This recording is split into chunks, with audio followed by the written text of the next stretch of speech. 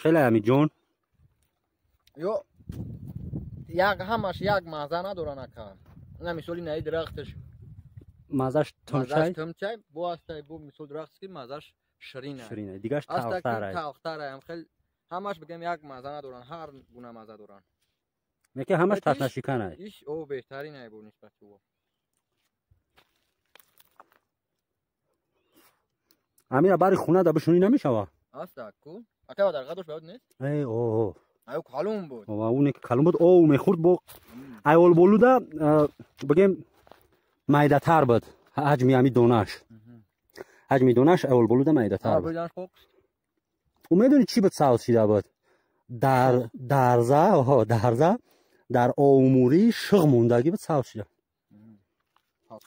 همتایی نقل میکنن ای درخت بودومی تلخه که دوستو عزیز تماشا کایستاییم گرد اطرافی همو تبابتگاه را همو تبابتگاه در دهه سر مغزور کوهنگی دهه سر مغزور بالا میگن تماشا داریم اخمه خوردیم بودومی تلخ دیدیم بودومی تلخ هم در جا بسیار بوده است این هم در علم طب بسیار استفاده می شود بودومی تلخ بهترین دارو برای گوشدرد روغن بودومی تلخ روغنش بهترین دارو وای در گوشهای کودکای خردسال یاد دارم که میچکوندن ای روغنی بودومی تلخ این با آسانی به دندون و مثل بودومای عادی که هستن در بازارها شکسته نمیشود سنگ فقط میشکنیش نیکی به حد تلخ مغزش تلخ فایده آور هم هست میگن در شکمرو درونرو میشون آدمو انا مودا استعمال کردن مغز بودوم تلخ فایده آوره فایده میکنه ولی میخریشون کو بخیم فایده میکنه کم کم دیاری اشته مزم نیست یکی روغن خوب دورا میگن بعد بر روغنی خروتو میکن یعنی رمتی بیما یاد دارم بر روغن یعنی خروتو میکن روغن شیرین دورا راهی شیرین کردن روغنش آسونه میگن چخیلی میکنه که روغن شیرین میکنن داغش میکنه چخیلی میکنه که روغن شیرین میشه کو بخواد سوز میکنه دیاریته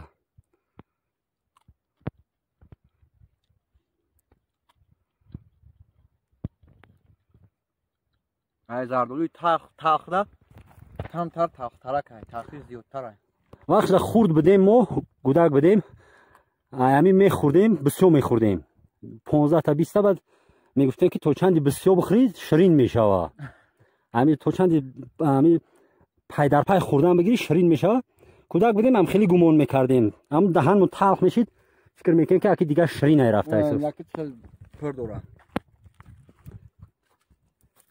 طبیعت خودش همش طبابت ای همش درمان ای فقط با طبیعت مناسبت خوب کردن در کار دیگر بگیم که میتونی که همه گل گیاهاش همه میوه گیاه استفاده ببری طبابت کنی طبیعت خودش اپتیک ای اکوزی طبیعت اپتیک ای درست داروخونه ریشه چی اکابیا برا اتکاش لیا بخار نمی چی بخار نمی شرو بخار ریشه اکابیا را میجوشنن و اون را بالیچه نمیخوان گم میشه همه گم میشه این ای درخت چی ای شکنگ نومی که مردم همه بدونش نومش نمیدونی چی همین شکنگ ای نکی نمیدونی دوستای عزیز برادرایی که این منطقه تگنو نیستین خیلی که بود در منطقه تگنو هم بعضی دیه های دیگرش ده همین درخت دیگه نام ببرن ای سینفی امرود ای سینفی مرود های ناک مرود همون ناشپوتی ای سینفی هموای لیکن این تو اگر پخته نرسه خوردنش به نهایت مشکله وقتی که همون میوهش بگیم قاب میزنی میخوری دهنت میگوی ای درون دهن مقدمی با 3-4 انبر کشیدم تری یک جا جمع شون کرد این هم خیلی ای تم چی هم تندی چی ای وقتی که پخته میرسه زرد میشه بعد کم کم سیاه میگرده انا بعد میخریش در خوردنش احتیاط کردن در کار که خاصیت تندی داره تمچی داره میترنجه روده ها میچسبه آدم کشتنش ممکن. خیلی که حمید گفت اپتیکای طبیعت خودش یک داروخانه. این ما در امی رادیوسی 10-15 متر بادام تلخ، درخت بوته یخمه، درخت شکنگ، باز چی دیگریش زیرک. مردم ما زیلول میگه. زیلول برگش فایده آوره. برگش فایده آوره، میوهش فایده آوره. میوهش ولی پختگی نیست. میوهش فایده آوره. در آشو بسیار استفادهش میبرن. آش پلو دوا بسیار تر استفادهش میبرن. کمپوت میکنن. پوستش یعنی پوستش شکسته بنده و اینه در استخوان شکسته وزی اینی پوستی همیه جدا کردنش. این نگه که خیلی удобно جدا میشه پوست. نه یک پوستی بالا را میگیری، پوستی دیم زیلول خودش اتوماتیک میبره. این هم گرفتن. این پوستی بالاش نه پوستی بالاش او سونک بیرا میکنی او گرفتگی. انا پوستی تاش زیلول میشه. اینه نه دوستان عزیز، یک توصیه ایما با شما برای پوست زیلول گرفتن، طبیعت خراب کردن در کار نیست. یک درخت همون زیلول یک چوبش بگیرین، مقصد یک چوبی باز بزیبترش باشه با خوبتر بهتره، برای که باز نسل‌های آینده باز مردمی مقصد بعد ما و شما باز یک کس دیگه دیگه با برای طبابت بیایه بگیره. یک چوب بزیبش میگیریم، پوست میکنیم، داروواری را میگیریم. تلخی زیلول همه چه خصوصیاتی داره که مثلا پات شکستگی میخریش با پات میره. میخریش در حقیقت پر یوردم میکنه یا یوردم میکنه یا که شیفاش میکنه. بعد چی میکنن؟ بعد تخم را میکنن، ایبولا میبندن. امورا خصوصیت داره که به هم میوره. استخونا چی میکنن؟ میچسبونن. بله. ایش میوه یخمه در روسیای مرکزی بسیارتر در تاجیکستان میشه. اینمی یکی نمیدونم خصوصیت طبیعتشه، همین با مثل همون میوه میگیره. در خودمون میگن که درخت گنده در جنگل بشوله. یک چیز در حیرت گذاشت مرا. یک چیز در حیرت گذاشت. درختای توغ بسیار در سر مغزاری بالا. اینه توغ میوه دونک داره. ای او قدر میوه بگیم چی نداره؟ بگیم مغز خوردنی نداره. میوه خوردنی نیست. پوست کم فقط پوست ای تگ پوست نم قدر 1 میلیمتر وری یک خاکایی داره. تمامی وقتی که پخت امی رنگی چی وری میشوه؟ سری بوری خاکی میشوه. خاکی نه رنگ همو یوغان وری بور میشوه. بور اینا پیش وقت تلخون میکردن واسه بویویده. یک قطعی دونکش تلخون میکردن و ما خوردگیم میخوردن. درخت دلونه این میوه نداره. دلونه سفید. ویدیوی اول در دور کو در زمستون در ویدیوی اول هست دوستای عزیز. ویدیوی اول ورق بزنید. در اموجا ما در زمستونه بین زمستونه برفای دلونه خورده ایسم. اینجا نیست دیگر موضع طرف خودمونه، طرف دیهم کو اولوچا اینا دلونه سرخه کردی. میوهش با مثل همو وزیرای میوه زیلول، میوه ارغای با مثل انگوه. اینا وقتی که میپزه سرخ میشوه. رنگش تماما سرخ میشوه.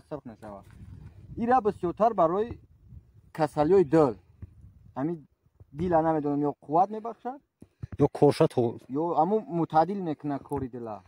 دلنای سرخک اینا چه خیلی استفاده میبرن؟ کمپوت وری کمپوت وری میکنن. عادی میخرنش. دلونای سرخک اینا در همین موضع ما منطقه ما هم قدر میگن دلونای سرخک. بعد خور بسیار داره. دلونای خوردارش هم میگن سیرخور. مزه شیرینه، به حد مزه شیرین داره همین دلونای سرخک. дар Россия дидам аямио айнами дилнои сархак дидам неки тарики мазаи иёй во надорам мехӯрдем дар ҳақиқат дар дилно мехӯрдем неки қадди мазаи ё маза надорам уҷада гарми афтоби ҷара бибин баъд мазаи меваи тоҷикистон фарқ намекунад дигар ҷо ҳе дар хонаи аму бой ами хуча метова аму настаран хуч хай намерем пешиш мерем хуч настаран хуча ина ҷои худ мунда медонистаги има барои ҷигар компот мекунанд бисёртар барои ҷигар барои дил обҷӯш мекунанд ам компот чӣ меган обҷӯш барои дил барои ҷигар акам зарпарвия бисёртар хуч мехӯрад мисол падар вақте ки давлениш буланд мешавад ай хуч истифода мебарад як бор медӯшонанш баъд камкам разводит мекунанд якм бурда ғавсай шарбатш меброяд шарбат мешавад баъд камкам мегиранд разводит мекунанд бигем личени бори аям мехӯрад ба миқдори муайян давлениро паст мекунад кори дила инау сиёҳе ки ҳастанд саргини бизворӣ чия ё дар вақте ки инам мевай гил кадаги мева намешавад ранги бизғанҷ меган то доранд чормағзода мешавад сабаби чӣ сабаб мешавад ки шояд дар ҳисоби ҳаво номусоиди яму ҳисоб ина ягани амиам ба мисли амиё мева будааст ина гил кадаги инаҷаш маълум аст гил кадаги будааст неки чизи беҳтари нига олича барои ҳам саломатӣ ҳам савдо ина фоида худаш бе нигоҳубини мардум дар адирда тамоми чиш аст яй харобазорҳое ки ҳастанд ҳамид ямиё ай боқимондаи ҳамун деҳа боша ина участкае када мешунай ариза дар дора маълум ай аю сирасай ина дидо кадаги ай девор кадаги ира бибин и кадем бидааст багати будааст ҳей дар ӯ тараф дарахти чормағзай зераш сифа кадаги мерем дарахти ирғай ай дарахти ирғайам мега хусусиятҳои табобатӣ дора ай дарахти ирғай як хусусияти табобатӣ шама медонам ки тиёқ ки тайёр мекунӣ тиёқ ҳамин рости сурхи хушрӯ баъд одамои беақлат табобат мекунӣ ҳамоқатӣ одамое ки беақланд бисёртар дар шили гардан арай меюндав шили гарданда беҳад фоидаи хуб дорад табобаташ ҳамия беҳтарин табобаташ ҳамия решаш барои гурдадарда мехӯранд фоида дорад бои мева дорад ранги меваи зилолай мепазам айнан меваи зилол мешавад он фоида дорад амра меваша решаша барои ами хел бугум внутрени меган органҳои дохилӣ узвҳои дохилӣ компот ворӣ мекунанд чой ворӣ мекунанд мефаҳмад шуштан ранги марганисовка ворияй ами медӯшонанаш айнан марганисовкара ки разводит мекунӣ ку айнан амувай мо худмун ира камол мегем ака дар тип бигем омафаҳмаш кунем ров баъд ба синфҳо ҷудо мешавад ба синфҳо ҷудо мешавад аями ҳам аями чиай табобатӣ ҳам баргаш ҳам шохаш ҳам пояш ҳам решаш ин ами пояи амира дар баҳор ҳам муталаа мекунанд мехӯранд ҳам хел мегиранд бигем оддӣ дар намак зада мехӯранд неки то як ҳафтара дар буд ҳеч намешавад аҷинаи пешат мегирезад шира дора бои шираша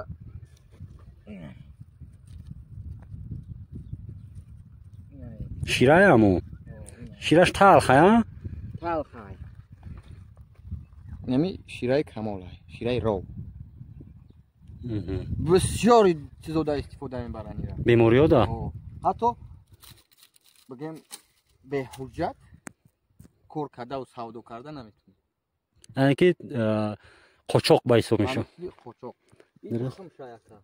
албатта ки агар ки беҳуҷҷат ғайриқонунӣ истифода бурдан ё аз ҳадди маъмулӣ берун қочоқ мешавад и ба нобудшавӣ варда мерасонад ба нобудшавии ҳамин навъи бигем растанӣ